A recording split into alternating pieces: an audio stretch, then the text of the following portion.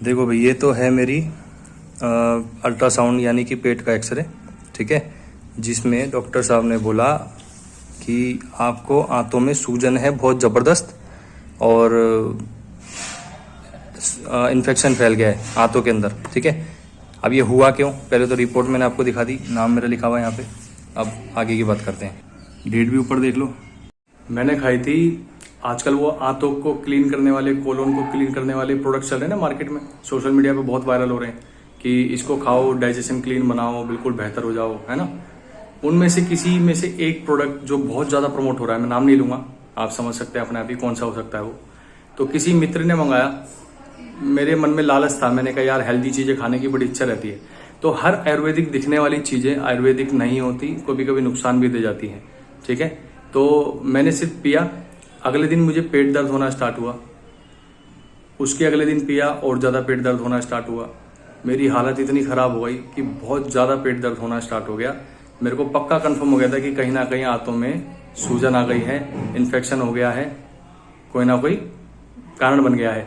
कहाँ होता था, यहाँ पे नीचे की साइड पे, मतलब नाभि से नीचे और लेफ्ट साइड पे, यहाँ पे पेट दर्द होता था। इधर अपेंडिक्स होता है, इधर आंतों का लास्ट का हिस्सा होता है, ठीक है, बड़ी आंत का।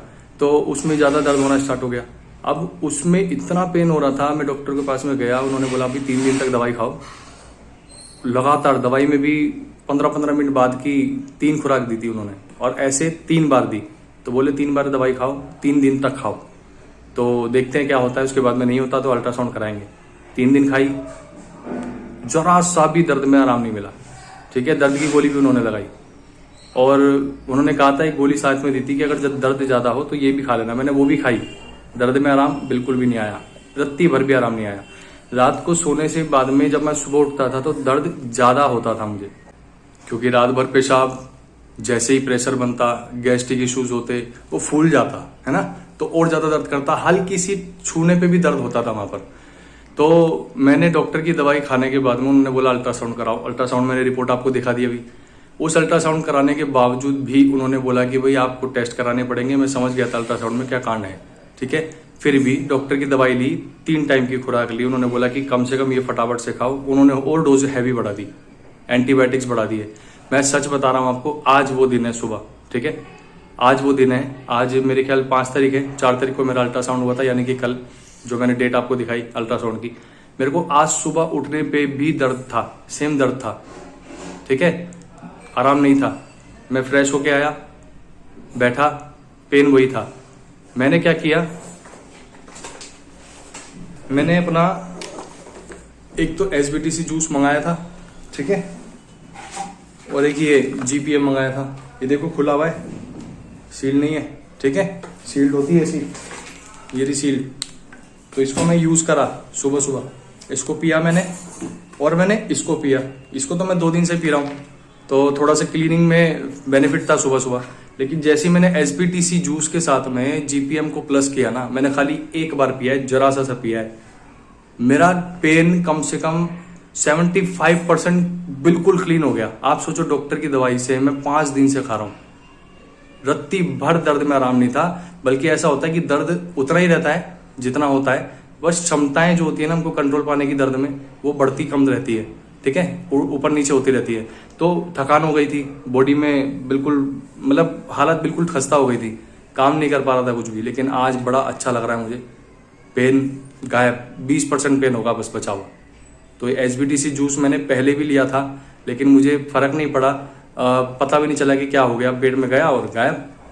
तो कहते हैं कि प्रॉब्लम नहीं है तो तक पता कैसे चलेगा, और मुझे कोई समस्या थी नहीं। आज समस्या है, तो एक छोटे से पॉइंट नहीं, एक घूंट ने एसबीटीसी जूस के इतना जबरदस्त कमाल किया, तब मुझे समझ में आया कि एसबीटीसी जूस में जान तो है भाई, गजब का है।